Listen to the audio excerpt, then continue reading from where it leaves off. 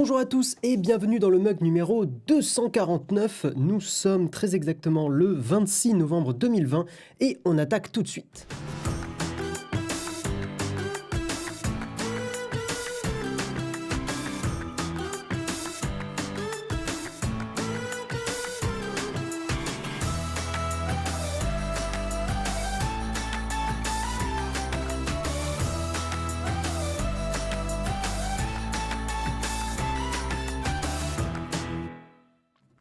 Bonjour à tous, je suis très content de vous retrouver pour ce mug. Est-ce que ma caméra fonctionne bien? J'ai l'impression que ça lag un peu, mais non. Non, je sais pas, c'est bizarre.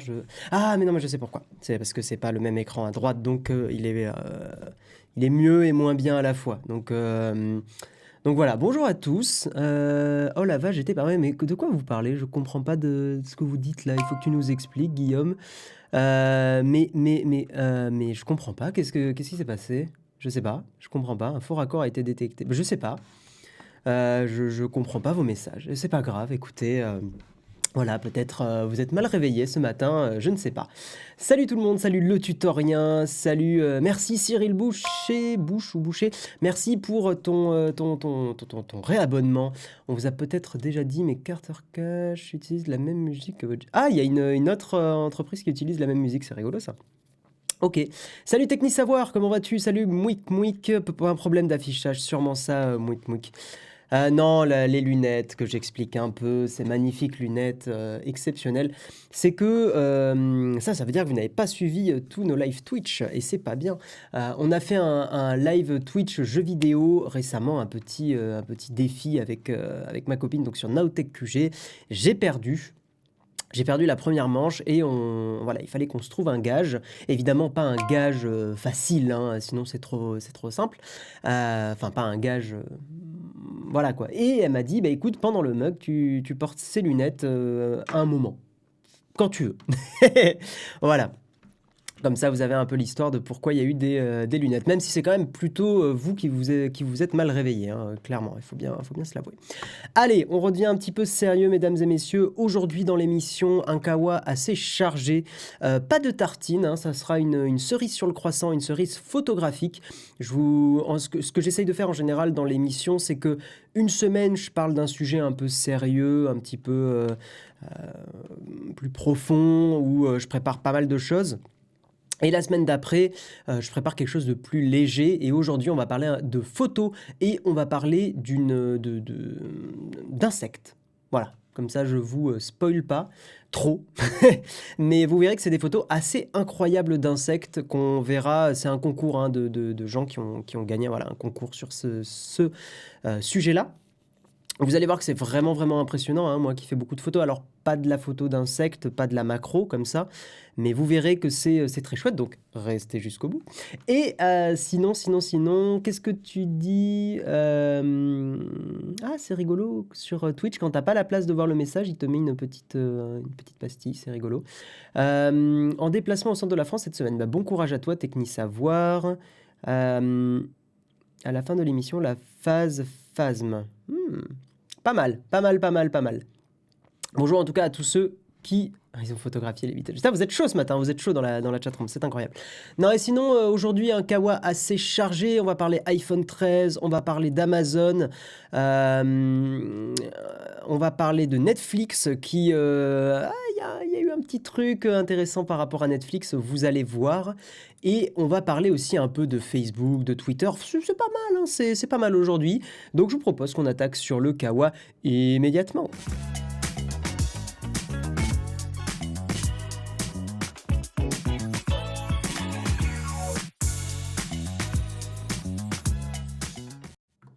Et je suis bien d'accord avec toi, Jérôme. Ça, tu sais d'ailleurs, Jérôme, que j'ai essayé de retrouver ce stream et je ne l'ai pas trouvé. Je ne sais pas où est... attendez, j'ai des petits grésillements. Voilà, c'est le téléphone trop près des enceintes. Il y a un live qu'on a fait avec Jérôme qui était... Alors, je sais que c'était quand on était à Berlin. Jérôme, dis-moi si je me gourre, mais il me semble que c'est quand on était à Berlin pour un événement type... Alors, c'est pas le Mobile World Congress parce que c'est pas à Berlin, ça c'est à Barcelone, je crois. Mais... ou à Madrid, ou je sais plus. Mais on était à un événement et on était effectivement... En gros, je suis le seul youtubeur du lot, parce que tous les autres, ils se sont dégonflés. Je suis le seul à être venu en peignoir, torse nu. Et j'assume, parce que je suis pas un mec incroyablement musclé et tout. Donc voilà, j'ai eu des roumignoles. Et je suis arrivé et j'ai dit à Jérôme, écoute, bam, j'arrive en peignoir et je fais le... Alors à l'époque, c'était le Texcope. Je fais le Texcope avec toi, boum, boum, boum, et j'étais là.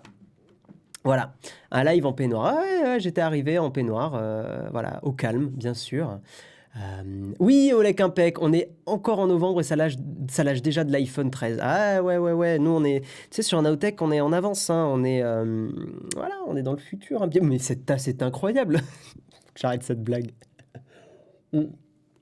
Bon, en tout cas, voilà, bonjour à tous ceux. Et si Jérôme, un jour tu t'ennuies, ce qui je pense n'arrivera jamais, mais si un jour tu t'ennuies, n'hésite pas à retrouver ce live parce que je te dis, j'ai passé du temps et je ne l'ai pas trouvé. Voilà, donc si tu le trouves, c'est incroyable. J'aimerais trop revoir ce moment parce que c'était juste trop marrant. Bref, on va attaquer sur le K1, mesdames et messieurs. Nous allons commencer et nous allons parler de l'iPhone 13. Comme tu l'as dit, Olek Impec. T'as bien fait, 3 ans après, c'est toi qui es aux commandes. Je vais prendre le contrôle. C'est pas grave. Bref. Putain, mais je pars déjà dans les graviers. D'ailleurs, vous avez un super emoji gravier exceptionnel que vous pouvez utiliser si vous êtes abonné. Et si vous n'êtes pas abonné, vous pouvez l'utiliser avec des points de chaîne. C'est merveilleux. Cet emoji est vraiment terrible, Olek Impec. Avec les lunettes sur les lunettes, c'est horrible. Bref. Putain, on est vraiment déjà beaucoup trop dans les graviers. On va parler iPhone 13, des rumeurs qui apparaissent sur l'iPhone 13. Donc, on sait que potentiellement, il y aura une encoche un peu plus petite que l'iPhone 12. On a une rumeur qui pourrait... Enfin, on pourrait avoir sur cet iPhone 13 une batterie souple, alors ce qui s'appelle une softboard battery.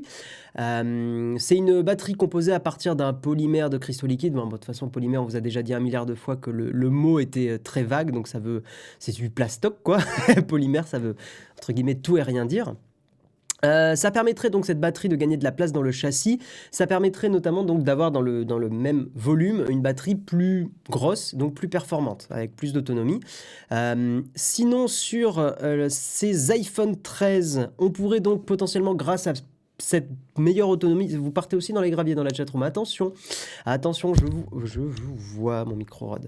Voilà, j'ai tapé dessus, excusez-moi. Et donc, qu'est-ce que je disais? Vous me faites perdre mon latin, mesdames et messieurs, c'est incroyable. Non, on pourrait notamment, c'est ce que prédisent ces leaks, c'est que grâce à cette batterie qui a une plus grande autonomie, on pourrait avoir un écran 120 Hz. Parce que le problème, pourquoi Apple n'a peut-être pas forcément mis le 120 Hz sur l'iPhone 12, c'est qu'ils avaient peur, déjà que l'autonomie n'a pas augmenté, elle a même un peu baissé, ils avaient peur que le 120 Hz dégomme totalement l'autonomie de l'iPhone. Alors, moi, je suis un peu étonné parce que je pense que Apple est une société assez maligne pour augmenter à 120 Hz quand il y a besoin d'augmenter à 120 Hz sur certaines applis et tout ça, et réduire à du 60 Hz quand il n'y en a pas besoin. Je pense qu'il y avait peut-être un truc à faire là-dessus d'un point de vue logiciel. Bon, ils l'ont pas fait, donc c'est comme ça, écoutez. Et donc ça, c'est pour la première rumeur, et notamment, oui, la conclusion de tout ça, c'est que les estimations diraient que on pourrait avoir une réduction de prix de 50 €. Et c'est pas incohérent avec la stratégie d'Apple en ce moment, on vous l'a déjà plusieurs fois expliqué, mais on vous la réexplique avec plaisir évidemment, c'est que Apple se dirige de plus en plus vers du service. Et Apple ne cherche plus à marger comme des fous, alors ils continuent de marger énormément, mais à marger comme des fous sur la vente des iPhones. Et dans un sens, ça se comprend parce que les gens gardent quand même, la majorité des gens gardent leur téléphone très longtemps. Donc, ils ont plutôt intérêt à faire payer tous les mois un abonnement à leurs utilisateurs, du 15, 20 €. Je sais plus combien c'était Apple One, c'était une vingtaine, trentaine d'euros, je crois, trentaine d'euros Apple One. Mais typiquement, 30 € par mois, c'est beaucoup plus rentable que les marges sur un iPhone qu'on va garder 5 ans. Très certainement. Les écrans adaptatifs 120 Hz n'étaient pas produits en assez grosse quantité. C'est peut-être aussi la raison. Ils ont dû trancher et faire un choix. Après, pour le coup, les iPhones ne font pas partie des smartphones où le 120 Hz me manque énormément, dans le sens où Apple, il y a une super conférence d'Apple qui montrait un peu comment ils ont travaillé la fluidité des animations. Quand par exemple vous swipez sur les iPhone type X, quand vous swipez du bas une appli, vous avez vu que si vous le faites doucement, vous allez voir qu'en fait... la fenêtre de l'appli va se réduire progressivement en un petit carré et revenir sur votre écran d'accueil. Il y a une conf qui montre comment ils ont travaillé ça pour que même avec un écran 60 Hz, il y ait une sensation de fluidité. Et c'est pour ça que quand on passe d'un Android à un iPhone, on a quand même très souvent cette sensation, même si on passe d'un Android 120 Hz à un iPhone 60 Hz, on a cette sensation que l'OS est fluide. Et c'est aussi un travail fait sur les animations. Et c'est assez passionnant, c'est effectivement assez passionnant de voir comment ils ont travaillé ça, parce que ça, les gens s'en rendent pas compte, mais le travail sur des animations comme ça, c'est un travail monstrueux qui coûte une blinde monumentale, que beaucoup d'entreprises ne font pas parce que pour beaucoup d'entreprises, elles considèrent que c'est du superflu, hein, ça fait vraiment partie de l'expérience utilisateur, de l'UX. Et c'est dommage parce que c'est vraiment des choses qui sont à la fois passionnantes et qui ont un vrai intérêt business, quoi. Je suis convaincu qu'il y a énormément d'utilisateurs qui sont sur les iPhones aussi parce que l'interface est agréable, parce que ça lag pas, etc., etc. Et c'est complètement lié à l'expérience utilisateur. Tic, tic, tic, tic, tic, tic. Faut pas oublier que les flagships des autres marques se vendent largement moins. C'est plus facile de lancer des nouveautés pour eux. Ouais, aussi. Tu aurais le lien de cette conférence Apple. Je peux essayer de vous le retrouver. Alors, je vais pas prendre trop de temps pour le retrouver parce que sinon, on va beaucoup trop casser le rythme du live. Mais je vais essayer de vous le retrouver en 2-3 recherches YouTube. Conférence Apple. Après, conférence Apple UX, on devrait... Designing Fluid Interfaces. C'est celle-là. Je l'ai. Je vérifie que c'est bien celle-là que j'avais vue. Mais je crois que c'est bien la conférence où il parle de l'iPhone X et de l'animation et de tout ça. Et si vous faites de l'UX dans votre entreprise, ouais, c'est celle-là, elle est incroyable. Si vous faites de l'UX dans votre entreprise, allez me voir cette conférence. Et si vous travaillez sur ces sujets-là, clairement, c'est... que vous soyez pro-Apple, anti-Apple, peu importe, sortez-vous j'allais dire sortez-vous les doigts du cul, mais non, rien à voir. Non, sortez-vous de cet esprit, le fait que c'est une conférence faite par des développeurs d'Apple. Et regardez-la vraiment pour le côté travail, réflexion sur le flou, sur l'interface et tout ça, quoi. Ils ont un département recherche et développement de malade chez Apple. Ouais, bien sûr aussi, ça joue énormément. Et deuxième rumeur, iPhone 13, hein, comme ça on aura bien balayé les rumeurs. C'est que, alors c'est John Prosser qui fait la rumeur, hein, on l'a souvent vu, surtout peu de temps avant que les iPhone 12 sortent, hein, il balançait un maximum de rumeurs, il s'est un peu chié sur certains trucs quand même, hein, John Prosser, il s'est chié sur pas mal de trucs, donc à prendre avec de grosses pincettes, hein, tout ce que je vous dis là de toute façon, hein, c'est des rumeurs, mais selon lui, un des 4 modèles d'iPhone 13 serait dépourvu de port Lightning. Alors, est-ce que c'est vrai, est-ce que c'est pas vrai ? Voilà, on n'en sait rien, ce sont des rumeurs, mais rappelez-vous à l'Apple Keynote, au débriefing qu'on a fait avec Jérôme, moi je vous ai dit, hein, qu'il n'y a vraiment pas besoin d'un port Lightning avec du MagSafe. Alors je ne l'avais pas dit exactement comme ça, mais ce que j'avais dit, c'est que faire de l'iPhone sans port Lightning est totalement faisable parce que la transmission... Les gens étaient en mode, mais comment ça se passe si l'iPhone est pété, si on doit le restaurer? Mais en fait, à partir du moment où une technologie sans fil peut transmettre de la data, le MagSafe potentiellement pourrait en être capable.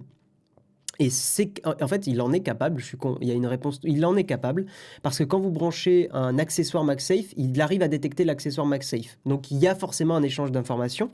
Après, c'est peut-être plutôt du NFC, donc il joue sur d'autres choses. Mais pour moi, le fait d'avoir un iPhone où il n'y a pas de port Lightning, c'est vraiment pas du tout infaisable à partir du moment où ils arrivent à transférer de l'information via MagSafe, et ça permettrait aussi de restaurer des iPhones, hein. C'est comme si la connectique Lightning, la transmission de data qu'on fait à la base sur du Lightning, était fait sans fil avec le MagSafe, hein. C'est vraiment pas impossible. On transfère déjà énormément de données sans fil à nos devices. Donc, je vois pas ce qui techniquement empêcherait ça, quoi. Voilà, parce que MagSafe fait exactement la même chose que le Lightning, c'est-à-dire recharger le téléphone et lui transmettre de la data. Ou en tout cas, Apple pourrait travailler sur le fait que ça transmette de la data. On perdra de la vitesse de recharge quand même. Oui, mais c'est un autre sujet. Qu'est-ce que tu dis, Mathieu Running? J'adore la chaîne, vous me donnez envie de me lancer dans Twitch et dans YouTube, dans mon domaine. Merci. Ah, et le chat qui remonte. Merci à vous pour tout et force à toi et à toute l'équipe maintenant au boulot pour réfléchir à monter un truc qualitatif avant de se lancer. Eh bien, écoute, Mathieu, fonce. Clairement, si tu as un sujet qui te passionne comme ça, vas-y, donne-toi à fond. Regarde, si je peux te conseiller 2-3 trucs, il y a une bonne vidéo, je trouve qu'il y a une vidéo qui est intemporelle qu'a fait Antoine Daniel, où il explique un peu, il donne un peu ses conseils pour se lancer sur YouTube. Regarde cette vidéo. Elle est toujours assez intéressante à analyser et les conseils qu'il donne sont toujours aussi pertinents. Donc écoute la vidéo d'Antoine Daniel qui s'appelle genre 10 conseils pour se lancer sur YouTube ou des trucs comme ça, parce qu'elle est pleine de bon sens, elle est pleine de bonnes petites choses et je te la conseille vraiment. Voilà. Le rechargement sans fil est pas top pour l'efficacité énergétique, il y a de la grosse perte. Bah justement, MagSafe cherche, vu que les bobines sont alignées, MagSafe cherche à minimiser cette perte-là. Tu as toujours de la perte à partir du moment où tu transfères de l'énergie. Après, c'est quel seuil est tolérable? C'est ça la question. Voilà, Jérôme l'a précisé. Il faudra une connexion pour... Attends, il faudra une connexion si tu veux brancher un micro ou recharger pendant un tournage, et j'ai peur que le MagSafe chauffe encore beaucoup. Il faut pas oublier que PF Tilly, je suis d'accord avec toi, que effectivement, si tu veux recharger ou brancher un micro et tout pendant un tournage, ça compte. Mais oublie pas que ton cas, qui est un cas qu'on vit sur Nowtech, hein, ton usage là que tu décris, c'est un usage extrêmement spécifique. Le fait de vouloir brancher un micro, le fait de vouloir charger pendant un tournage, c'est des usages qui sont pas pour monsieur et madame tout le monde. Monsieur et madame tout le monde va jamais brancher un micro-cravate sur son téléphone. Donc, et c'est là où je me dis que c'est con d'avoir perdu le port jack.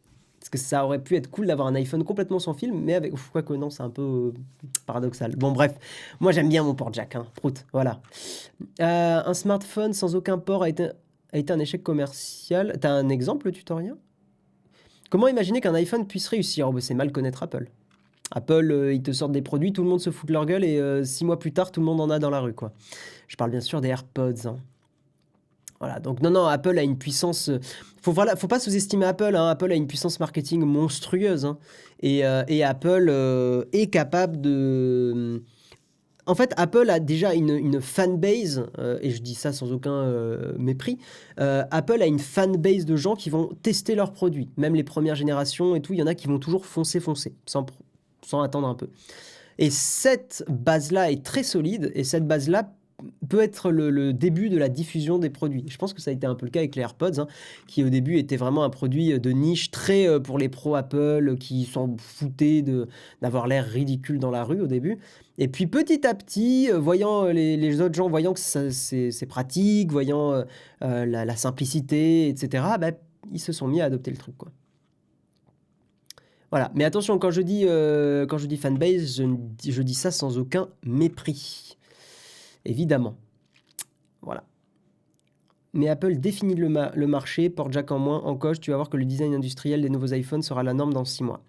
Ouais, Apple, c'est con, hein. Apple est patient et arrive à définir le marché.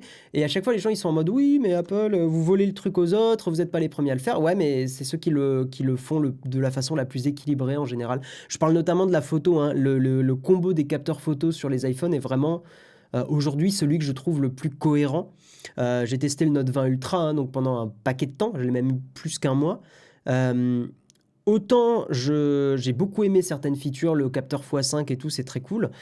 Autant dans l'appli photo, il y a quand même des choses. Typiquement, tu vois, un truc que je trouve incohérent dans le Galaxy Note 20 Ultra, c'est que pour activer le capteur de de 108 mégapixels ou un truc comme ça, là, je sais plus combien exactement, il faut aller toi-même dans les paramètres, le chercher, enfin, c'est pas du tout mis en avant, alors que c'est une feature que je trouve intéressante et qui serait intéressante d'avoir en un clic, qui est pas mise en avant. Il y a aussi le fait que les couleurs puissent shifter entre les différents capteurs. Enfin, il y a plein de trucs comme ça qui sont mal foutus sur les autres téléphones et que Apple, pour le coup...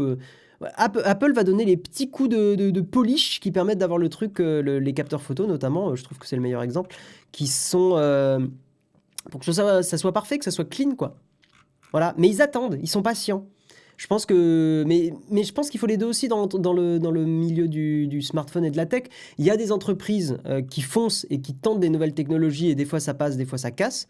Et Apple a une autre stratégie. Apple a une stratégie de on attend et quand la technologie est au point, on publie. quitte à faire plusieurs années de recherche et développement sur des produits. Voilà, c'est différentes stratégies, on aime, on n'aime pas. Moi, je pense que c'est cool d'avoir les deux et c'est cool d'analyser les deux. Typiquement, vous voyez, par exemple, sur les écrans pliables, les choses comme ça, je me serais jamais attendu à ce qu'Apple soit les premiers à développer des écrans pliables. Ça, peut-être dans quelques années, là, ils vont s'y mettre parce qu'ils commencent à analyser le marché. Mais vous voyez, typiquement, l'histoire du Galaxy Fold avec l'écran qui craque quand on replie le téléphone de la première génération, c'est vraiment le genre de truc Apple aurait dit bah, non, quoi. Genre, on fait pas un écran où on voit la pliure au milieu. Enfin, c'est vraiment le genre de truc qui est pas du tout Apple, quoi.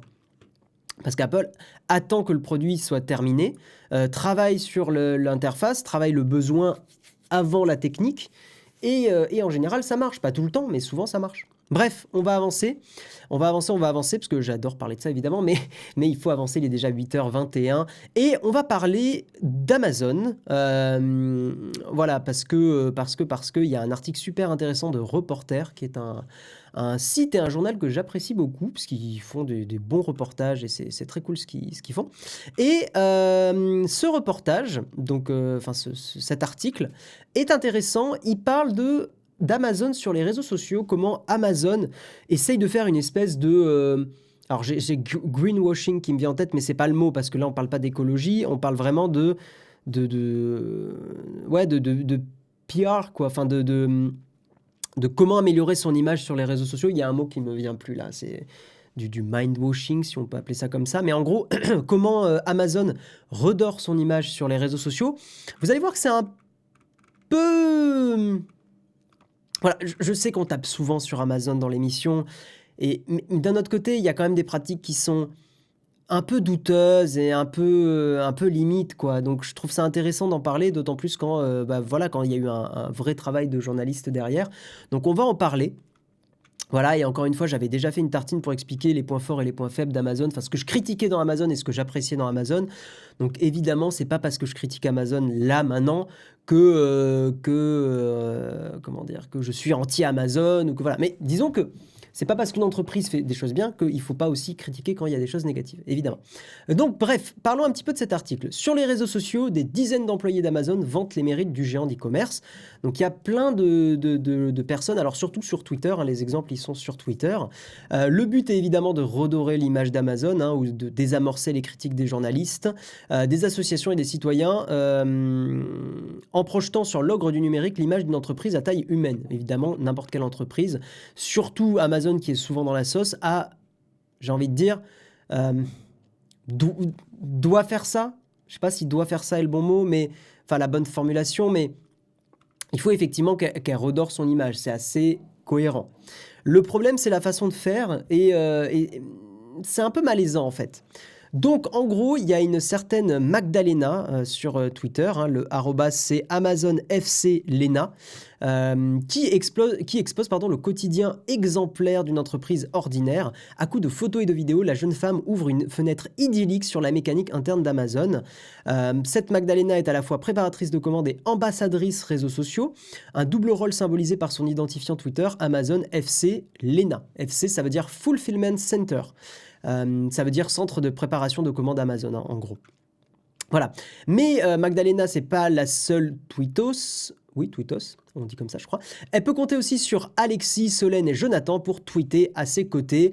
Et ils sont tous employés au centre logistique de Boves, je sais pas comment on dit, c'est dans les Hauts-de-France, BOVES, peut-être corrigez-moi dans la chatroom. Et ces personnes-là rédigent en chœur les mêmes messages édulcorés. Si la majorité des tweets sont destinés à décrire leur journée de travail, le Quatuor prend également la peine de répondre aux détracteurs d'Amazon. Donc en gros, dès qu'il y a des hashtags Stop Amazon, Boycott Amazon, ces comptes-là de tweetos donc liés à Amazon répondent. Donc dès qu'il y a un hashtag, typiquement dans les exemples, je vais vous les montrer, mais il y a le hashtag Boycott Amazon et tout juste en dessous, il y a cette Magdalena qui dit j'y travaille depuis 3 ans en CDI et je vais vous lire le tweet en entier et je vais peut-être vous-même vous le montrer à l'écran. Est-ce que Vivaldi va fonctionner? Non, Vivaldi ne fonctionne pas, c'est pas grave, laissez-moi juste 2 petites secondes. Voilà. En gros, voilà. Quelqu'un qui dit sur le hashtag boycott Amazon, mais peut-être demander aussi l'avis des nombreux intérimaires qui travaillent chez eux et qui sont heureux de ne pas être au chômage, blabla. J'y travaille depuis 3 ans en CDI et je ne changerai pas ma place pour rien au monde. J'adore y travailler, cœur. Pareil, un message d'un certain Charles qui dit Bruno Le Maire, depuis le temps qu'on vous dit qu'Amazon exploite ses employés, blablabla.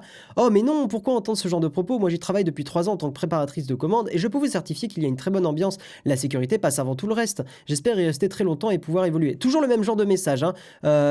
Pareil ici, c'est la façon dont vous traitez les personnes qui travaillent, blablabla. Oh, je vous rassure, j'y travaille depuis 3 ans et je m'y sens très bien. Ceci est complètement différent de ce qu'on peut dire. J'adore mon travail et le climat qui y règne et je n'ai pas peur de le faire savoir. Voilà, pour moi, je vais vous donner un peu mon ressenti sur ça. Après, vous, évidemment, faites-vous votre propre avis personnellement, mais ça fait pas, mais ça... Ah, j'ai le soleil qui me fait des petits rayons incroyables. Je suis illuminé par la lumière ce matin, c'est merveilleux. Non, pour moi, c'est des messages qui sont prémoulés complètement, enfin qui sont complètement préparés dans un moule. Ça fait... Alors, je pense pas que ça soit un robot qui les écrive, ou alors si c'est un robot, c'est quand même vachement bien fait. Je pense qu'il y a vraiment une Magdalena qui existe, qui travaille à Amazon et qui a accepté d'être cette espèce d'ambassadrice. Mais je pense effectivement que ce sont des messages préparés. Ce qui me fait dire ça, c'est qu'à chaque fois dans les messages, il y a 3 emojis ou 2 emojis. Ce qui est pas naturel, je veux dire, quelqu'un qui répondrait, il mettrait pas des emojis comme ça tout le temps. Enfin, c'est genre insupportable. Et donc, pour moi, c'est vraiment des messages qui sont préécrits. Et je vais vous lire un peu la suite de l'article, parce qu'il est vraiment, vraiment intéressant. Parce que Reporter a interrogé Amazon et Amazon assure que les ambassadeurs FC sont des salariés expérimentés, volontaires, qui souhaitent être des ambassadeurs de nos centres de distribution. C'est en ça que je vous dis que je pense que ce ne sont pas des faux comptes, je pense que c'est vraiment des vrais employés. Ils connaissent la réalité du travail, ils sont présents depuis suffisamment longtemps pour pouvoir partager en toute honnêteté des faits concrets basés sur leur expérience personnelle quotidienne. Reporter a demandé quelle motivation anime cette communication bénévole. Réponse d'Amazon. De nombreux collaborateurs dans notre centre de distribution se disent heurtés de voir des personnes qui ne connaissent pas le fonctionnement d'un site logistique faire des commentaires inexacts sur leur travail. Et c'est là où je vais tempérer. Enfin, l'article tempère. Des affirmations difficiles à vérifier. Contacté, aucun ambassadeur n'a souhaité répondre aux questions de Reporter. C'est là où déjà ça pour moi c'est un gros warning dans le sens où évidemment que si ces ambassadeurs étaient vraiment bénévoles, etc., pourquoi ne pas répondre? Alors je pense qu'ils ont eu la directive d'Amazon de n'effectivement pas répondre parce que ça pourrait dériver, enfin des journalistes aguerris peuvent poser les petites questions qui permettent de faire dire des choses. Donc je peux comprendre qu'Amazon bloque le truc. Ça peut se comprendre. Mais déjà, c'est un premier truc étonnant. Et deuxième truc étonnant, c'est que ce sont soi-disant des bénévoles, mais les comptes Twitter sont créés avec des adresses email amazon.com. Bon, ça, encore une fois, c'est pas non plus totalement incohérent. Hein. On peut très bien imaginer que Amazon fournit un mail et qu'il l'utilise. Mais surtout, moi, le truc qui me fait tiquer le plus, et après on va enchaîner parce qu'il est 8h30, c'est que les messages postés, on pourrait se dire, c'est des bénévoles, ils postent depuis leur téléphone, ils postent depuis leur ordinateur personnel. Non, les messages ont tous été postés à l'aide d'un outil qui s'appelle Sprinkler, qui est une plateforme de Customer Experience Management et qui en gros est un outil pour les entreprises. C'est un outil professionnel, c'est un site professionnel qui permet de travailler sur l'expérience client, donc qui permet d'automatiser des posts, qui permet de préparer des posts, qui permet de faire des choses comme ça. Et de surveiller les hashtags, les choses comme ça. Donc en gros, tous les posts qu'on voit des Magdalena, des Solène et tout ça, je peux vous en montrer d'autres, ce ne sont pas postés depuis des comptes Twitter personnels ou depuis un ordinateur, mais sont uniquement postés depuis cet outil-là. Et vous voyez que les messages sont tous dans le même moule. Hein. Je travaille pour Amazon depuis 2 ans et je peux vous assurer que mes conditions de travail sont très bien. Je travaille dans une super ambiance, je ne suis pas exploité, blablabla. Je travaille chez Amazon depuis 2 ans et mes conditions de travail ne sont pas mauvaises. C'est une variante. Hein. On a les conditions de travail qui ne sont pas mauvaises, les conditions de travail qui sont très bien. J'adore ce que je fais et l'équipe manager et mes collègues sont super. Avez-vous déjà travaillé pour Amazon pour dire cela? Vous voyez, ce genre de message, c'est... Voilà. Encore une fois, je pense pas que ça soit des robots, mais c'est des trucs qui sont... C'est des messages d'entreprise. C'est des messages d'entreprise, ce ne sont pas des messages vraiment de... Je peux vous le dire, en fait, si vous voulez vraiment comment dire, des messages naturels, mais dans un contexte pro, regardez ce que peuvent faire des fois les influenceurs dans des contextes d'entreprise, où ils ont quand même une certaine liberté, ils sont payés pour parler d'une entreprise, par exemple quand ils vont visiter une entreprise, des choses comme ça, mais on garde une certaine liberté dans la façon de parler, on ne fait pas des messages comme ça. Typiquement, moi, sur ma chaîne, j'avais travaillé avec OVH. Alors, autant il y avait un cadre dans la façon, enfin, dans certains sujets dont il fallait que je parle, parce que le but du sponsor, c'était de parler de start-up chez OVH et tout ça. Mais j'étais libre de ne pas faire des messages corporate non plus. Vous voyez ce que je veux dire? Alors que là, on est vraiment, selon moi, et cet article de Reporter est très chouette, voilà, dans du truc presque automatique, quoi. Il y a peut-être des gens à qui ça convient, c'est qu'on dit. Alors voilà, Noursiboul, par contre, je suis d'accord avec toi. Et je trouve ça bien ton message parce qu'il faut effectivement tempérer. Je ne pense pas que chez Amazon, tout le monde ait des conditions de travail absolument horribles. Évidemment que je pense que dans des entrepôts d'Amazon, même si ce n'est pas des métiers faciles, je pense qu'effectivement, ça se passe bien.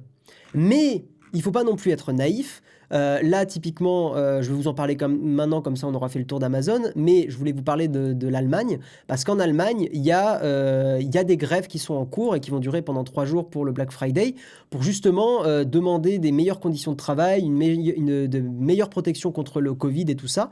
C'est un syndicat qui s'appelle Verdi en Allemagne qui fait avec beaucoup d'employés, plus de 2000 employés, des grèves. Et ce que je veux dire, c'est que s'il y a des grèves, c'est que les conditions de travail ne sont pas non plus exceptionnelles, et on le répète, et il n'y a pas de fumée sans feu. Donc voilà, il faut à la fois, effectivement, je suis d'accord pour dire que c'est sûrement pas si terrible que ça, et qu'il y a beaucoup d'entrepôts où ça se passe bien.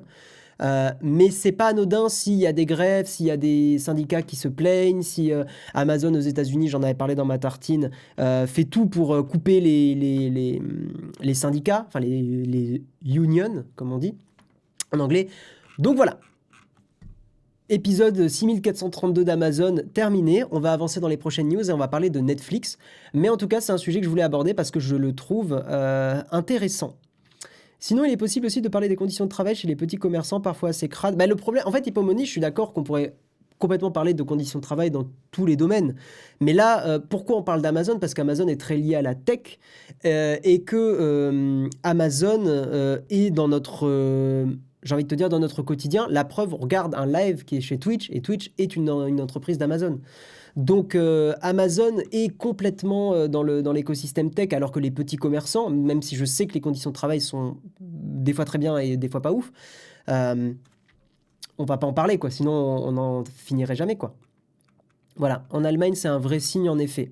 Ouais, voilà. Enfin, mais encore une fois, je l'ai dit, et tout ce que je dis là n'est pas pour vous faire culpabiliser d'acheter sur Amazon. Je vais pas refaire ma tartine, mais Amazon apporte des choses vraiment géniales aussi. Le fait que ça permette à beaucoup de personnes qui habitent à la campagne d'avoir accès à la culture sans prendre la voiture est une chose excellente. Le fait qu'il y ait effectivement un service client irréprochable, on peut le dire sur Amazon, c'est quelque chose d'excellent. Ça trace la route pour d'autres entreprises. Le fait qu'Amazon permette à des créateurs avec les abonnements Prime, de financer plein de créateurs sur Twitch, c'est quelque chose d'exceptionnel aussi. Donc, toutes les entreprises, le monde n'est pas manichéen, quoi. Et il y a des belles choses que permet Amazon et il y a des choses pas belles du tout. Et le plus important, c'est pas de culpabiliser si vous achetez sur Amazon, on n'est pas du tout dans cette démarche-là, c'est de tout simplement savoir les choses. Voilà. Quand on sait les choses, après, on fait ses choix en son propre âme et conscience. Voilà, c'est tout. Et on est là sur Nowtech pour transmettre des choses dans l'émission et vous dire ce qui se passe. Après, vous en faites ce que vous voulez de l'information. Et jamais on vous dira vous achetez du Google, c'est mal. Moi, vous le savez, je suis quand même plutôt anti-Google, globalement, pour tout un tas de raisons. Mais jamais j'irai vous faire chier parce que vous achetez un produit de Google avec Google Assistant. Merde.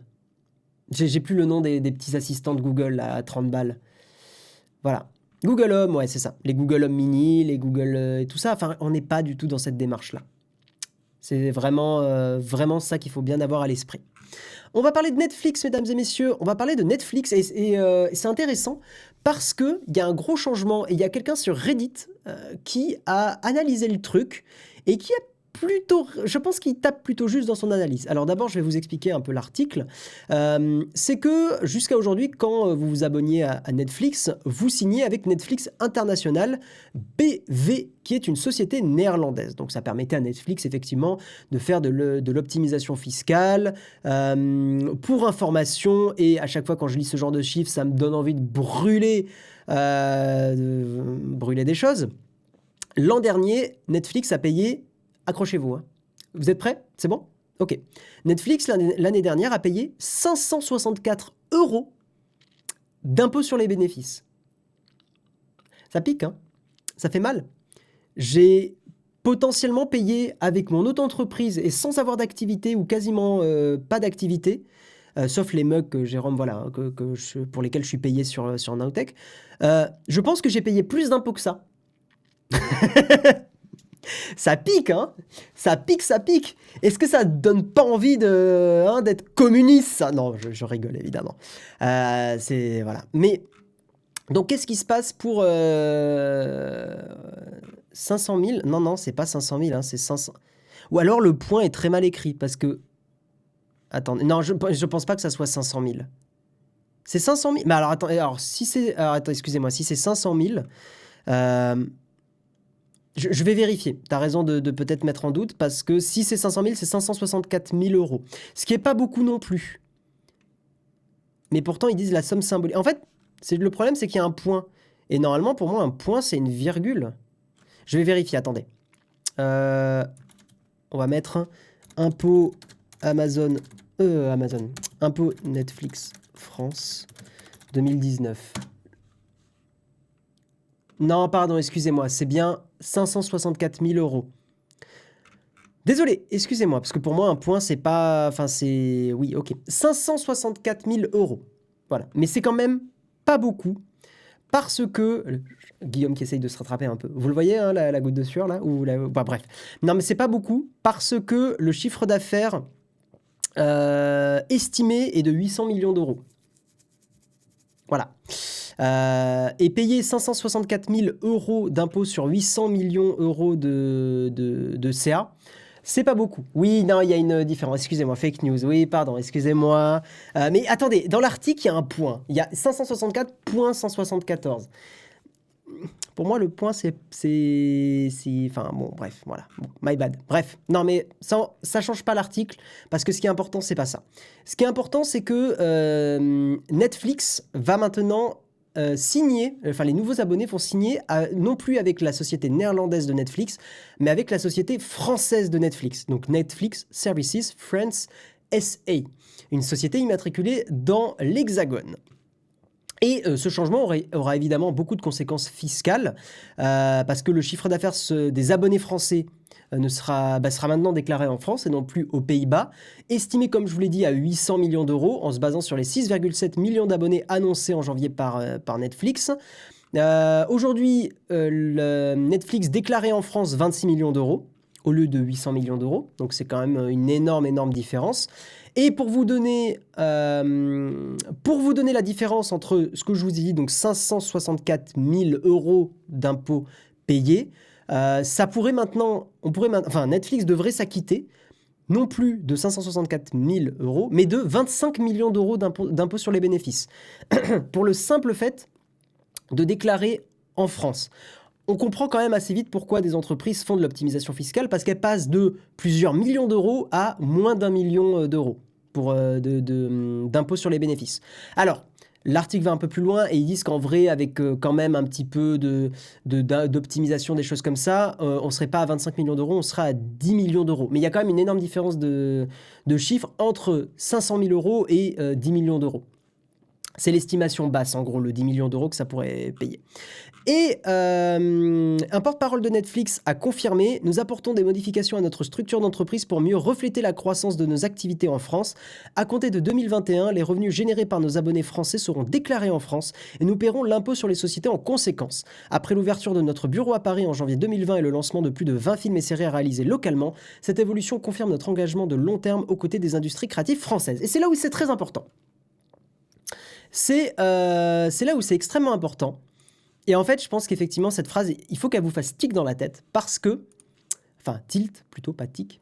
Euh, en fait, il est fortement probable que Netflix se mette à déclarer en France pour s'acoquiner un peu avec le monde du cinéma français et tenter de réduire un petit peu cette chronologie des médias. Vous connaissez la chronologie des médias, il faut attendre 3 ans pour qu'un film qui sorte au cinéma soit disponible sur des plateformes de streaming. Chronologie des médias qui n'est pas quelque chose que de négatif, il y a, comment il s'appelle, In the Panda, qui a fait une super vidéo pour expliquer pourquoi la chronologie des médias est à la fois un truc chiant parce que tu as un film qui est sorti, tu as envie de le voir vite, mais à la fois permet aussi au cinéma français de continuer à se développer. Et ce qui fait qu'on a un cinéma français pas trop mal en France. Tapez In the Panda, chronologie des médias, vous allez trouver la vidéo. Elle est très intéressante. Et il faut savoir que cette chronologie des médias peut être réduite à 1 an et demi. Par contre, pour ça, il faut un accord avec les organisations de cinéma. Il faut filer des sous au CNC et évidemment, potentiellement, correctement payer ses impôts en France. La France, comme je vous l'ai dit, on est assez attaché au cinéma. Hein, c'est le commentaire là sur Reddit aussi qui dit ça. Et donc, potentiellement, Netflix fait ça, pas uniquement pour l'image de dire regardez, on est sympa, on paye des impôts en France, regardez-nous, on est stylé et tout, voilà, on n'est pas comme les autres boîtes. Non, potentiellement, ça serait pour justement pouvoir négocier ça et que Netflix. Déjà, Netflix participe à de la production française. Hein, ils le font déjà avec Family Business et des séries comme ça. Très cool d'ailleurs, Family Business, c'est très chouette comme série. Mais je pense qu'ils ont envie effectivement d'aller plus loin et de réduire cette chronologie des médias parce que Netflix aurait un coup d'avance monstrueux par rapport à la concurrence s'ils pouvaient montrer des films qui, après leur 1 an et demi, un an et demi de sortie. Voilà. Le problème de la chronologie, c'est que certains films peuvent se trouver dans la zone vide de ne plus être au cinéma, mais pas accessible ailleurs, donc non visible. C'est tout à fait vrai, Gnili. Ouh, ton pseudo. Difficile. Ils pourront financer des comédies racistes avec Christian Clavier. Ouais, on va pas faire le débat maintenant, j'ai pif, mais c'est pas totalement faux. Trop hâte de regarder qu'est-ce qu'on a fait au bon Dieu sur Netflix. Ah je vois que tu n'es pas le seul. Cinéma français pas trop mal en France, je me doute, hormis 2-3 bons films, il y a pas mal de majorité. Il y a en majorité que des navets. C'est pas vrai, hein, Damien Dulot. C'est vraiment pas vrai du tout. Tu as beaucoup de productions françaises. En fait, faut pas oublier le biais qu'on a, c'est qu'on a tendance à voir, on a souvent les œillères, et on a les trucs les plus marketés sont souvent, ouais, très grand public. C'est de la comédie française un peu bateau qu'on a déjà vu et revu, voilà. Mais en fait, il faut savoir qu'il y a énormément de productions françaises qui passent aussi un peu sous le radar, dont on entend moins parler, mais qui sont de très très bonne qualité. C'est juste que voilà, on les voit moins. Et il y a aussi effectivement de la production Netflix, Canal+, et tout, qui continue d'être faite, et qui est de la production qui est très chouette. Hein. Typiquement, il y avait la série bloquée des Casseurs-Flotteurs, d'Orelsan et Gringe, qui était produite par l'écosystème du cinéma français. Il y a énormément de trucs qui sont coproduits aussi par le CNC, typiquement le Vortex, qui est avec un créatif, Linguisticae, Angle Droit, et la dernière, je ne sais plus comment elle s'appelle. J'ai plus son nom en tête. Mais typiquement, c'est des productions Arte et CNC. Vous voyez, il y a énormément de productions. C'est juste qu'on ne fait pas attention des fois que ça vient de l'écosystème du cinéma français, de cet argent-là, quoi. Le problème de Netflix, c'est qu'on perd beaucoup en qualité graphique et sonore. Pour certains films, je préfère toujours aller en salle. Oui, non mais évidemment, mais il y a une grosse différence entre, aller au cinéma et regarder sur Netflix. Ouais, c'est pas du tout le même usage ou besoin, quoi. Plein de trucs sous-côté, genre Joséphine Ange Gardien. Oh, tu te moques? Mais Joséphine Ange Gardien, c'est quand même le bon petit téléfilm qui est pas méchant, hein. Moi, je déteste pas Joséphine Ange Gardien. Quand j'étais, je sais pas, quand j'avais 10-12 ans, je regardais et je trouvais ça cool. C'est genre, oui, c'est pas c'est pas du grand téléfilm machin, mais des fois, ça fait du bien aussi de pas regarder forcément que des trucs très poussés. Voilà, moi, je trouve que c'est pas mal. Voilà, et puis au moins, c'est pas raciste, quoi. C'est,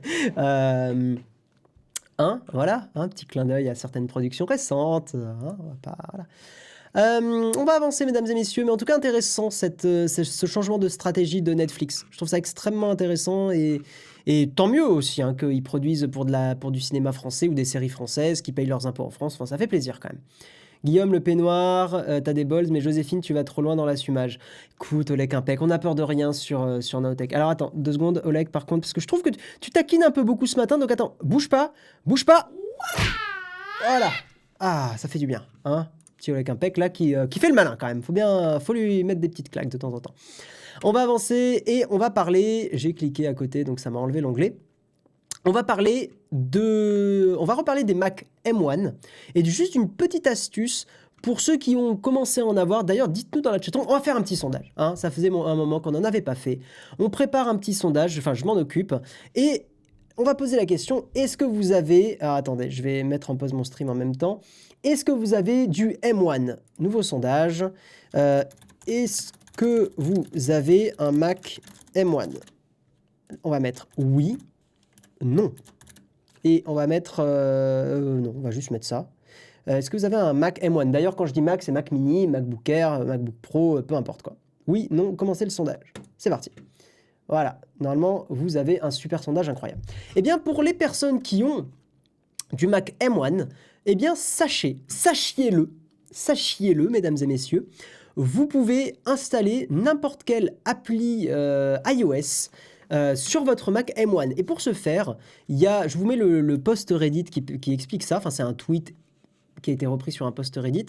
Vous avez une appli qui s'appelle Apple Configurator 2 que vous téléchargez sur l'App Store, vous vous signez avec votre compte, vous branchez votre appareil iOS, vous téléchargez l'application que vous voulez et vous pouvez installer le fichier IPA, donc c'est l'installateur des applications pour iOS, et vous pouvez installer n'importe quelle appli iOS sur votre Mac.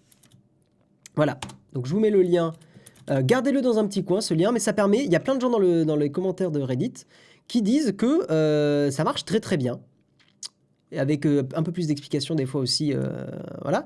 Mais, alors attendez, est-ce que Netflix par exemple fonctionne? Alors, il y a des applis qui ne fonctionnent pas encore très bien. Apparemment, Netflix en natif typiquement ne fonctionne pas. Alors attendez, j'ai vu une liste de gens qui disaient que ça marchait bien. Alors, Amazon Prime Video, par exemple, fonctionne. Hulu, alors Hulu, c'est très américain, mais c'est un truc de streaming, si je dis pas de bêtises, ça marche. Prime Video, ça marche. Des applis pour Reddit, ça marche. Ça marche avec TikTok aussi. J'aurais bien aimé des gens qui testent avec Instagram. Il y a des gens qui disent voilà, que ça marche avec Google Maps. Donc ça permet d'avoir une appli Google Maps sur Mac. Mais en tout cas, voilà, vous avez l'astuce. J'ai vu ça, j'ai trouvé ça cool. Est-ce qu'on a le résultat du sondage? Pas encore, pas encore, pas encore. Je vais terminer... Enfin, je vais avancer, on va parler d'autre chose. On va parler de Facebook, hein, mais juste, je regarde la fin du sondage. Sondage terminé. Dans la chatroom, vous êtes 10 pour ceux qui ont répondu, donc 7% à avoir un Mac M1. Ok, bon, vous n'êtes pas beaucoup, hein, mais ça ne m'étonne pas en même temps. 8% de la communauté de Naotech sert de bêta-testeur pour Apple, exactement. Certaines apps, genre les banques, vont dire que tu es jailbreak, car ils détectent /bin/bash. Ok, peut-être Mathieu, ok. Les applications Mac peuvent être portées sous Linux, mais c'est compliqué. J'ai pas trop suivi cette histoire-là, le tutoriel. J'ai envie d'acheter un Mac M1, mais je ne vois pas ce que je pourrais en faire. Alors, typiquement, Brayou, si tu n'as pas de besoin, je t'invite à garder cet argent pour d'autres trucs. Clairement. Tu me prends pour un bêta-testeur. Oh, putain, l'emoji de Karina avec les yeux comme ça, c'est trop bien. J'adore. Elle est genre, ça fait très Karina te juge et te regarde de loin, et je trouve ça très marrant. D'ailleurs, Magdalena l'utilise dans le cadre de son travail chez Amazon depuis 3 ans et... J'étais là, mais de quoi tu parles, Hydrasul? Puis après, j'ai capté. Très très bon commentaire, Hydrasul. Commentaire sous-côté. Ah, il est bien drôle celui-là, il est très très très bien. Très très bien. On va avancer, mesdames et messieurs, parce qu'il est déjà 8h49. Et on va parler de la Corée du Sud. Donc, on n'est pas en Europe, donc pas de RGPD, pas de trucs comme ça. Eh bien, la Corée du Sud qui a mis une amende à Facebook de l'équivalent de 6 millions de dollars, donc ce qui n'est pas non plus énorme. Merci, Yothin, pour ton abonnement. Merci pour ton Prime.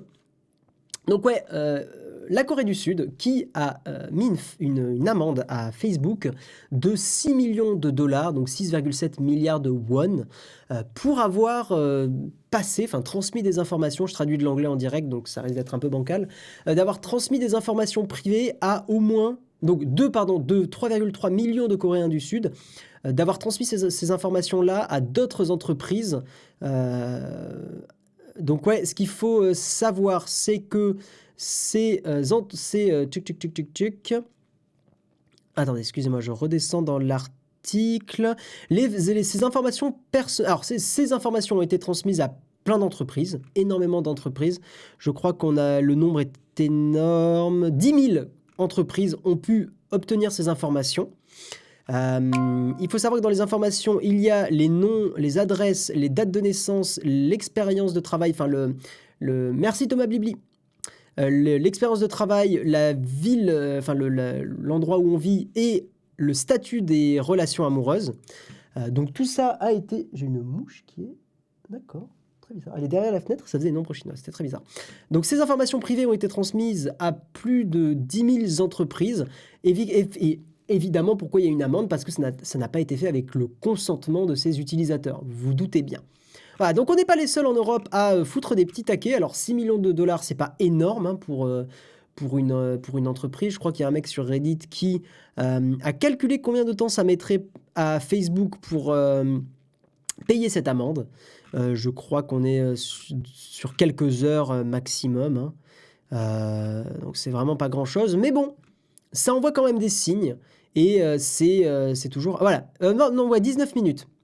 Pour Facebook, pour payer cette amende, c'est 19 minutes. Selon un calcul d'un redditeur, donc évidemment, à prendre avec de grosses pincettes. Mais en tout cas, c'est quand même... En fait, il faut le voir plus comme un message que ça envoie, de dire, non, vous faites des trucs qui sont pas bien. Alors, c'est vraiment une petite tape, genre, pas bien. Vous voyez, on est vraiment sur ce domaine-là au niveau de l'argent, mais...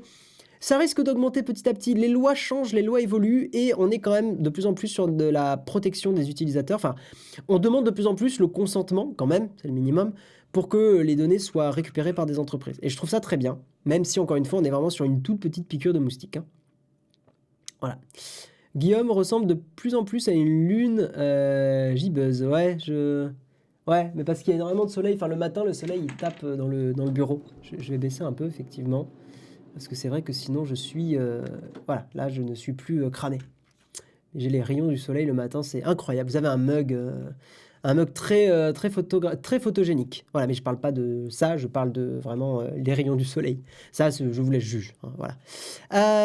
On va avancer, on va parler du dernier article. Alors là, c'est vachement intéressant. Si vous êtes sur Twitter, c'est très très intéressant. Rappelez-vous Twitter qui avait changé beaucoup de choses. Twitter qui essaye toujours de lutter contre la désinformation, contre la propagation de fake news, contre plein de choses pas très très belles sur les réseaux sociaux. Et donc, si vous êtes sur Twitter et que vous l'utilisez, vous avez vu que quand vous retweetez des articles, il y a un message de Twitter qui vous dit « Attention, est-ce que tu as bien lu l'article avant de le retweeter ?» Je trouve que c'est une très bonne initiative. Eh bien, Twitter va un peu plus loin. Et ce que va faire Twitter, c'est que quand vous allez liker, je vais vous montrer l'image immédiatement, quand vous allez... en gros... Même pas en fait quand vous allez liker. Je croyais que c'était que au moment des likes. Alors attendez, ça me perturbe beaucoup. Blablabla. Désormais, s'il y a un like, un tweet controversé. Non, pourtant, il me semble que c'est que au niveau des likes. Bon, en tout cas, je vous montre les images. Twitter va maintenant indiquer que certains messages sur la plateforme sont disputed. Comment on peut le traduire disputed en anglais? Sont controversés, sont potentiellement faux.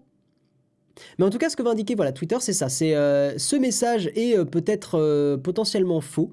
Je vais le traduire comme ça. Et quand vous allez liker le message, vous allez avoir un petit encart qui dit attention, c'est controversé, c'est douteux. Et aider Twitter à être une source avec de l'info fiable. Find out more, vous pouvez en savoir plus avant de partager le truc. Voilà. Mais en gros, Twitter qui va encore évoluer, qui va essayer de minimiser les messages qui partagent des choses qui sont fausses. Et moi, à chaque fois, ça me fait rire parce que Twitter est Twitter. Et évidemment, première réponse, toujours, voilà. Oh, donc, bah, c'est de la censure. Je veux dire, utilisez le terme, quoi. Hein. Vous, en gros, mettez en avant la censure, vous mettez en avant le right think, enfin la pensée de droite, et voilà. Bref. Et j'ai envie de dire que, de mon point de vue, faire ça va à l'encontre déjà, c'est pas de la censure. Enfin, il faut quand même utiliser. Faut arrêter d'utiliser des mots. Moi, c'est un truc qui me fatigue dans notre époque, c'est que les gens utilisent des mots euh, complètement exagérés. Je veux dire, la censure, la vraie censure, c'est de ne plus, comment dire, c'est de tout simplement supprimer des messages. On a déjà vu de la censure, par exemple, il y en a des fois sur Reddit avec du shadow banning, c'est-à-dire que tu as l'impression d'avoir posté ton message, mais il est invisible aux yeux des autres utilisateurs. Ça, pour le coup, c'est vraiment de la véritable censure. Quand tu supprimes, quand tu rends ton message totalement invisible, là, on est d'accord. Quand tu laisses les tweets affichés, mais que tu indiques c'est potentiellement douteux, on est quand même loin de la censure. Voilà, enfin, je suis d'accord, voilà, Tux Gromit, on n'est pas en Corée du Nord non plus. Enfin, voilà. Et en fait, moi, je vous donne un peu mon avis. Je pense que Twitter est dans la sauce parce que ils sont avec des problématiques qui n'ont jamais été vues auparavant. Ils se démerdent comme ils peuvent. Ils ont pris un peu de retard, mais bon, ils se rattrapent, ils se démerdent comme ils peuvent. Et je trouve que les dernières initiatives qu'ils ont prises par rapport à la sanité sur les réseaux sociaux sont plutôt pas mal. Je trouve le fait de retweeter et de dire attention, est-ce que tu as vraiment lu l'article, le fait de liker en disant attention, tu as liké un truc qu'on a détecté comme un peu douteux, est-ce que tu veux pas prendre le temps de vérifier? Moi, je trouve que ce sont de bonnes choses parce que le problème aujourd'hui des réseaux sociaux, c'est ce côté instantané, c'est-à-dire on met un petit like puis on oublie l'implication que peuvent avoir un tout petit like parce qu'encore une fois, oui, toi, individu lambda, ton like à toi, il n'a pas vraiment d'impact. Mais le problème, c'est que si tu commences à liker et que 2-3 personnes like et que ton tweet, comme il est liké, il devient suggéré dans les timelines des autres utilisateurs, l'effet boule de neige sur Twitter, il est très violent. Et effectivement, Twitter cherche à minimiser cet effet boule de neige sur des informations qui sont potentiellement fausses. Et d'autant plus, on est vraiment aujourd'hui dans une époque où des faits faux sont des opinions. Et ça me troue le cul, littéralement, parce que c'est vraiment un gros problème de notre société. Alors, il y a plein de belles choses dans notre époque, hein, donc voilà, je ne suis pas tout négatif. Mais ça, c'est vrai que c'est quelque chose que je trouve extrêmement fatigant, c'est qu'aujourd'hui, des faits faux deviennent des opinions. Et t'es là, mais merde. Comment tu veux évoluer et débattre de façon saine quand les gens ont pour opinion des choses fausses? C'est très chiant. Voilà, et je trouve ça très bien que Twitter, alors ils font du mieux qu'ils peuvent, mais que Twitter essaye de mettre en place des choses pour minimiser tout ça. Voilà, et j'espère que, j'espère que vous êtes d'accord avec moi. Vous avez le droit évidemment de ne pas être d'accord. Mais voyez, il y a une phrase que dit Twitter, c'est pas Twitter, excusez-moi, je dis n'importe quoi. Une phrase que disait Wired, We Read, le magazine. Il disait en 2018, Free speech is not the same as free reach. Ce qu'on peut traduire par la liberté d'expression, ce n'est pas le droit d'avoir accès à une vaste audience. Et alors, c'est délicat, parce qu'effectivement, il faut faire attention, parce que si tu commences à réduire l'impact d'un tweet drastiquement, tu peux atteindre effectivement une forme de soft censure, enfin de censure un peu douce, un peu fine. Mais d'un autre côté, en fait, la majorité des posts très controversés qui sont faits obtiennent une audience monstrueuse. Et en fait, t'es là, c'est tout le débat de la liberté d'expression, donc on va pas le refaire dans l'émission, parce qu'on y passerait des heures, mais c'est compliqué. C'est des débats extrêmement compliqués, mais est-ce que la liberté en fait, est-ce que les réseaux sociaux sont propices à un débat sain et à tous les messages très, très compliqué. Débat extrêmement compliqué. En tout cas, moi, ce que je trouve intéressant, c'est que Twitter ralentit l'effet boule de neige. Et c'est ça, je pense qu'il faut retenir de cette news-là. C'est que Twitter, ils disent pas on vous empêche de liker, on vous empêche de retweeter. Ils disent prenez le temps. Et je trouve que c'est le bon message à faire passer, de simplement demander aux gens et de forcer les gens à prendre le temps. Voilà. Twitter est américain, la loi est différente. il est autorisé d'insulter un groupe et pas une personne. Je pense que c'est faux, Mick McCall. Je suis pas sûr à 100% de ça. Je pense que tu n'as pas le droit... je pense que tu parles du premier amendement, si je dis pas de bêtises. C'est le premier amendement, non? Celui de la... ou le quatrième. Je suis pas expert en... Premier amendement. Blablabla. Premier amendement. Ouais, c'est celui-là. Pour limiter la liberté d'expression. Sauf que le premier amendement a des limites quand même. Tu ne peux pas insulter gratuitement des gens. La liberté d'expression n'est pas non plus une liberté d'expression totale. Tu n'as pas le droit de dire des trucs horribles du genre telle personne qui ont, je sais pas, une couleur ou un truc, sont des gros cons. Enfin, tu vois, typiquement, non, t'as pas le droit de dire ça. Et t'es pas protégé par le premier amendement en disant ça. Voilà.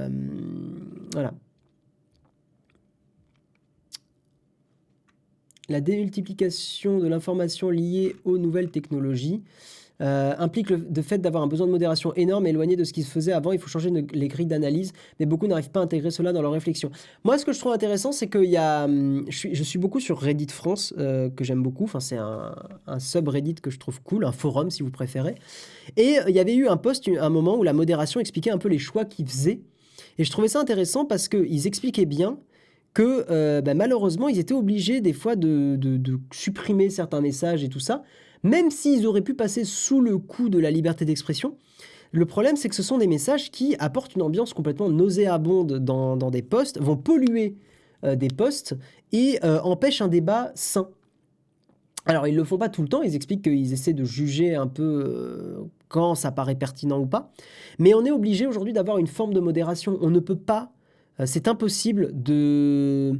Une plateforme ouverte à tous, c'est impossible de ne pas la modérer un minimum. Sinon, ça part totalement en live. Mais le débat de la liberté d'expression, il est très, très, très compliqué. Très, très compliqué. Trump, la différence avec Trump, Xnili, c'est que Trump est une personnalité publique et que Twitter a considéré qu'il fallait laisser Trump parler parce que Trump était, voilà, qu'on aime ou on n'aime pas, le président précédent des États-Unis. Voilà. Donc, ils ont considéré qu'il fallait le laisser effectivement parler. Voilà. Bref, on a terminé avec le kawa, mesdames et messieurs. Avant de passer à la cerise sur le croissant, nous allons parler du sponsor. Vous savez que Shadow nous sponsorise et toutes les semaines, vous avez un mois de Shadow à gagner. Pour participer, vous suivez le Twitter @shadow_France. Vous postez un tweet en disant « Je veux gagner un hashtag ShadowPC avec hashtag le MugNowTech pour jouer à un jeu ou pour utiliser un logiciel. » Et le vendredi, donc demain, Jérôme annoncera le gagnant de la semaine. Et je vous propose qu'on passe à la cerise sur le croissant. Ça sera une cerise photographie, mais même si vous ne faites pas de photos, vous allez voir, c'est très chouette.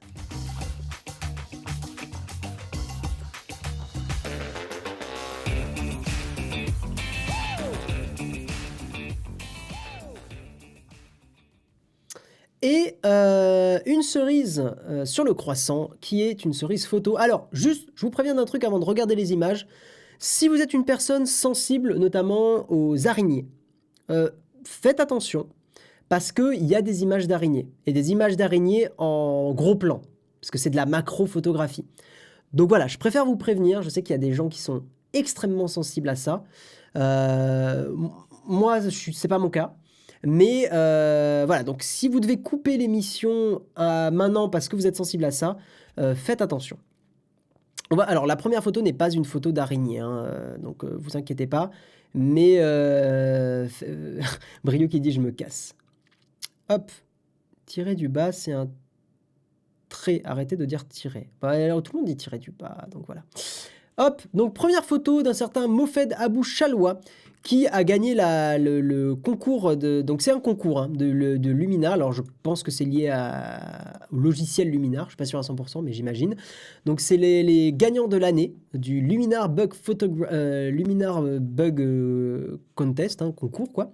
Donc la première photo, c'est une photo, alors c'est un Red Palm Weevil, je ne sais pas comment traduire ce nom d'animal, mais en tout cas, c'est une photo que je trouve impressionnante, surtout pour les points colorés là en rouge, je trouve ça vraiment, vraiment incroyable, puis on a effectivement un piqué monstrueux sur ces images, donc c'est assez fou. Une deuxième photo, alors ça c'est une flower crab spider, donc c'est une araignée crabe fleurie. C'est effectivement une photo assez incroyable. C'est une araignée qui peut altérer la couleur de son corps pour se fondre dans le décor et se fondre là en l'occurrence dans le, comment dire, dans les petites fleurs juste en dessous. C'est incroyable. Moi, je trouve que ces photos-là, elles sont vraiment folles. Et c'est pas du tout mon domaine de photo. Moi, je suis vraiment pas dans la photo de macro et d'insectes. Mais vous voyez, il y a beaucoup de gens qui passent dans l'émission du lundi soir et qui font de la photo en gros plan d'insectes. Ces concours-là peuvent vous montrer le niveau supérieur de la photo, parce que beaucoup de ces photos qui passent dans l'émission du lundi sont des jolies photos, mais effectivement, ça manque parfois d'un peu de créativité sur les couleurs, sur le contexte, sur le cadrage, sur ce genre de choses. Et bien là, dans ce concours, vous allez vraiment en prendre plein les yeux, à mettre dans un bouquet de mariée. Très mauvaise idée, Jérôme. Une autre photo, une carder bee, donc une abeille carder, je ne sais pas ce que c'est.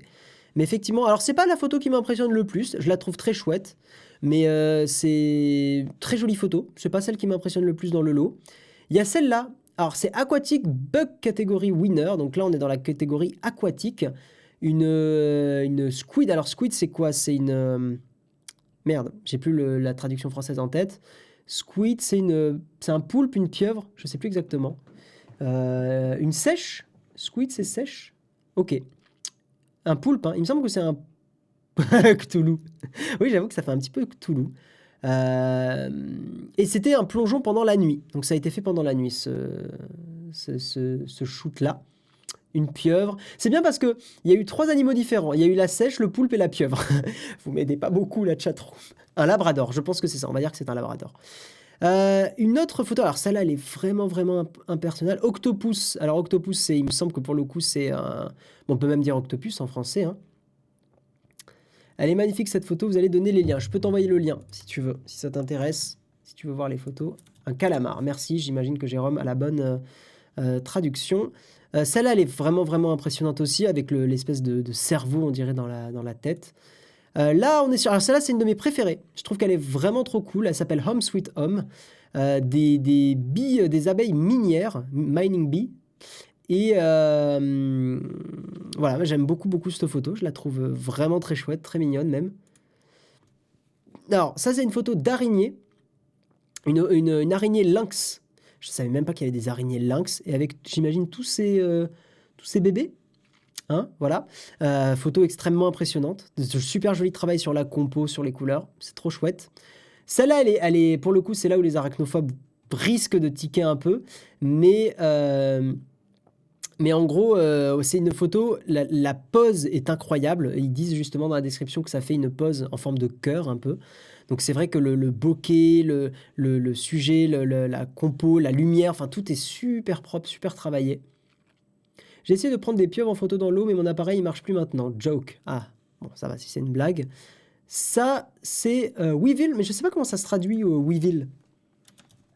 Attendez, je vais regarder parce que je suis extrêmement curieux. Weevil, ça se traduit par... D'accord, Weevil. Ok, anglais, français. Charançon. D'accord, ça se traduit par un charançon. Ok. Charançon, donc. Un charançon à cornes. Putain, elle est incroyable, cette photo aussi. Le fond, là, uniquement vert, c'est assez fou. C'est incroyable.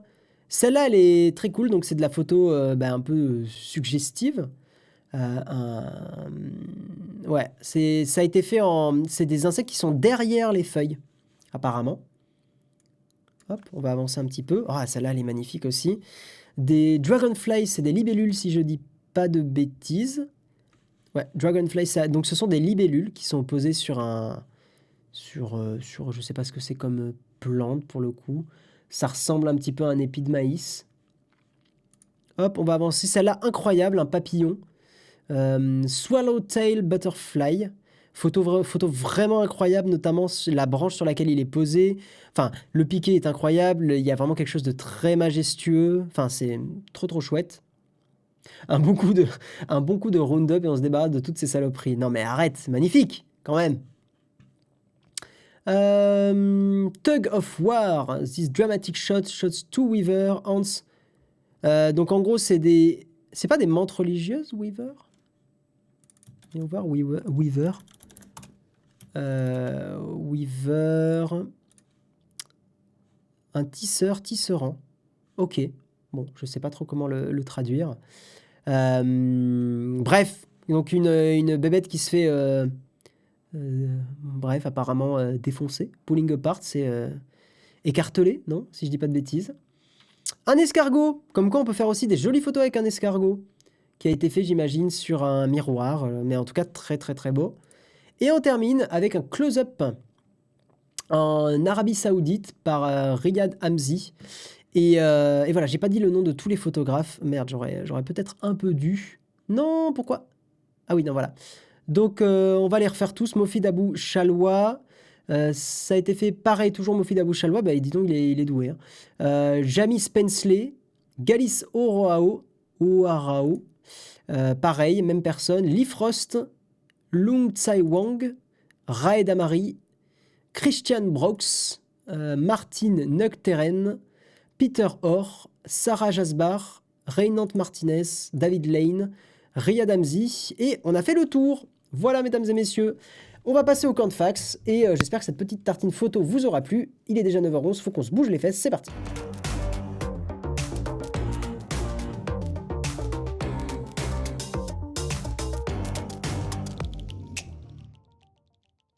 Ah, Weaver, c'est des fourmis. D'accord, ok. Des fourmis. Très bien. Est-ce que vous avez un sondage qui attend? Merde, j'ai loupé un truc. J'ai peut-être loupé un truc, je le vois pas dans mon... Merde. Attendez, je vais regarder. Est-ce que vous avez des questions? Donc on est à la partie camp de fax. Si vous avez des petites questions, n'hésitez pas, c'est le moment. Gérer les sondages. Est-ce que vous avez... Bah non, j'ai raté aucun sondage. Je sais pas de quoi vous... Ah, vous demandiez un sondage pour la meilleure photo. Bah il est déjà 9h12, donc on n'a pas trop le temps, mais voilà. On va avancer. Pas de questions platinum. Ok, merci Samuel. Oh, t'as retrouvé le live, Samuel. Incroyable. Attends, j'ai envie de l'ouvrir. J'ai envie de l'ouvrir et de le montrer. Allez, camp de fax, on part dans les graviers, mesdames et messieurs. Oh, ça va être incroyable. Est-ce que c'est... Oh, c'est incroyable que t'aies retrouvé ça. Attendez. Alors ça, donc j'en ai parlé au début de l'émission. C'est donc le moment où je suis arrivé en peignoir pour faire le Texcope 496 et on était à Berlin. Service de chambre. Bonjour monsieur. Attendez, c'est incroyable. Frappé. Il m'a enlevé l'avertissement connexion très mauvaise. Attendez. Ah, ça a frappé. J'étais venu, mesdames et messieurs, pour faire le Texcope. Hein. Incroyable. Je filme encore avec le G7. Ouais, la caméra qu'il y a, c'est le G7. Est-ce que c'est le service de chambre? Bonjour monsieur. Il a joué le jeu à fond. Monsieur. Ah ouais, j'étais venu, hein. Brigade du Texcope. Il paraît que vous faites un Attends, Texcope illégal à Berlin. J'ai entendu ça, je suis outré. Attends, mais Guillaume, désabonnez-vous. Guillaume, Oui. j'avais dit peignoir. Vu qu'il n'y avait pas de peignoir. Mais il n'y a pas de peignoir, je fais comment? Oui, parce qu'il n'y avait pas de peignoir, donc je suis venu. Je suis effectivement venu en serviette, évidemment, parce que je n'avais pas de peignoir. Mais je suis le seul à avoir tenu le truc. Et 3 ans plus tard, comme le dit Jérôme, je reprends le contrôle de Naotech. Pourquoi tu as choisi un Pixel 4 dégooglisé, pas un Pixel 5?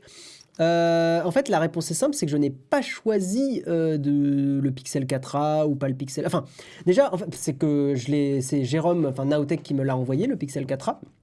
Donc, je ne l'ai pas forcément choisi. C'est Jérôme qui, lui, teste le Pixel 5. Mais l'autre raison, c'est que il n'y a pas Graphene OS et Calyx OS sur le Pixel 5 pour l'instant. C'était il y a 3-4 ans, ça. Tu sais, il y a 3-4 ans, effectivement, j'étais complètement imberbe. Bordel de merde. Ouais, j'ai pris du... Non, mais en vrai, j'ai pris du muscle parce que je fais beaucoup plus de sport qu'avant. Ça se voit pas forcément, parce que j'ai pas une morphologie... j'ai pas tiré le bon ticket de loterie niveau morphologie, mais j'ai quand même pris un peu depuis. J'ai quand même pris un petit peu. Je cherche pour dégoogliser, mais quelle nouvelle OS tu as mis? Moi, je conseille Calyx OS, Benjamin H. N'hésite pas à m'envoyer un petit message privé sur Twitter, j'avais aidé une autre personne il y a pas longtemps. Si jamais j'ai appris hier qu'on pouvait faire des screen shares sur iOS avec Skype, Zoom ou Twitch, je savais pas. Ok. Le fameux loto génétique. Ouais. Il te sert à quoi ton casque? Ah, juste à ce qu'il y ait des commentaires dans la chatroom. Non, alors, tu veux la vérité, c'est que j'aime bien porter un casque quand je fais les mugs. Je ne sais pas pourquoi, mais j'ai l'impression d'être dans mon petit cocon du mug et j'aime bien. J'ai 27 ans, PFT. CalypsoOS, non, CalyxOS. CalyxOS. Je souhaite prendre un PC portable Asus, oh, je le connais pas celui-là, pour faire du montage vidéo.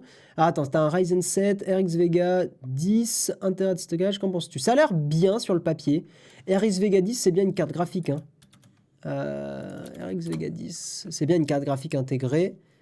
Benchmark et specs. Alors, ah, c'est un GPU intégré. Bam, bam, bam, bam. Est-ce que c'est une vraie carte graphique ou est-ce que c'est un truc intégré? Performance rating. Ah, ça n'a pas l'air très puissant le RX Vega 10. Après, tu peux faire du montage avec ça. Ah, ça n'a pas l'air dingue. Hein. Essaye de voir si tu peux pas... Enfin, si vous faites du montage sur un ordi portable, il faut une petite carte graphique quand même. Genre une Nvidia 1650, des trucs comme ça, quoi. Oui, il y a la eFoundation aussi qui permet d'avoir des smartphones dégoogolisés. Oui, c'est fini le sujet araignée.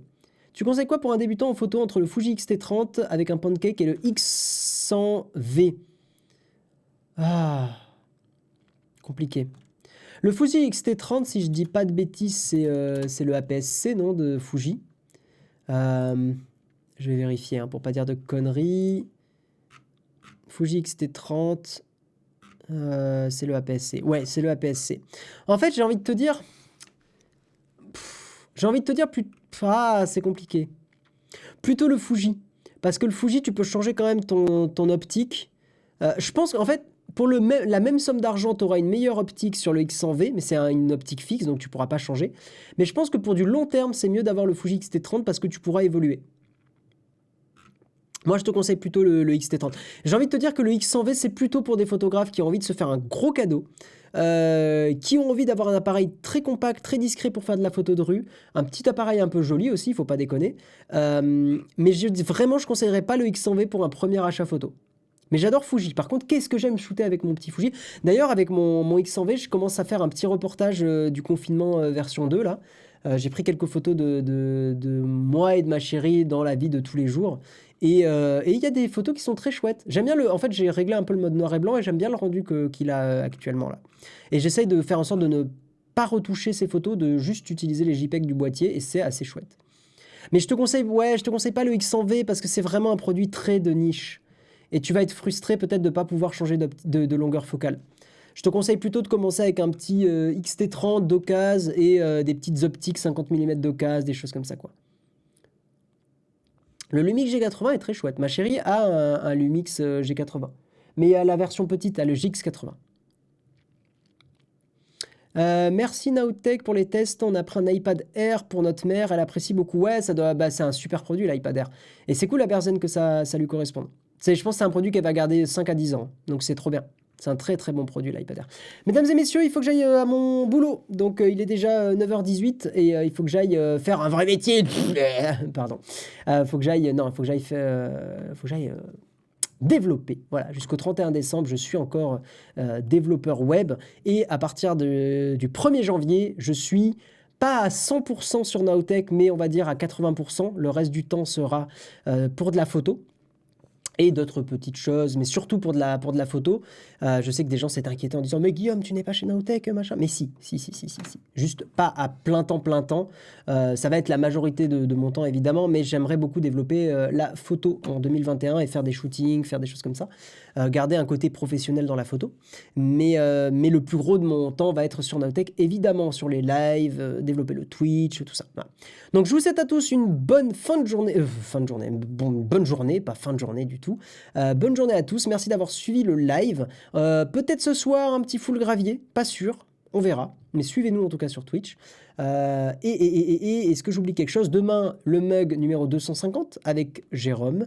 Ce week-end, peut-être des petits lives graviers, on verra, des petits lives jeux vidéo. Lundi soir, live photo. Donc si ça vous intéresse, n'hésitez pas. Et puis des bisous, voilà, ciao tout le monde.